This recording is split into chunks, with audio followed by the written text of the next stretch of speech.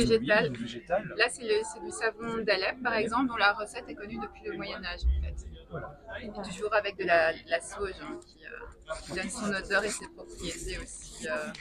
Et c'est un savon qui est particulièrement gras au toucher, mais Ouais. qui va être très délicat pour la peau parce qu'il contient beaucoup d'huile. On a aussi d'autres éléments pour l'hygiène. On a des éponges, on a aussi des peignes. Ça, c'est des objets, comme dit, qui sont aussi des reconstitutions. Ceci, par exemple, c'est une pince à épiler de la période médiévale, avec un côté qui sert de pince et un autre avec une petite cuillère qu'on appelle une escurette. Avec ça, on pouvait se curer l'oreille, se nettoyer.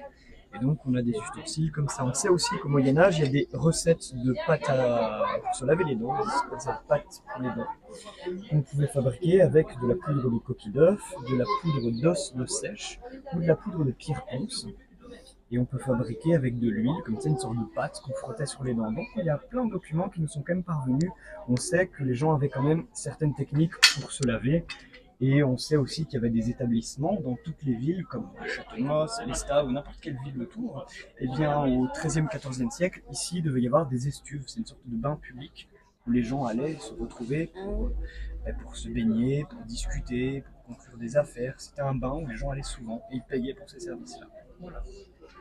Donc on est riche, on peut avoir son bain chez lui, mais sinon on peut aller dans des bains publics. Voilà.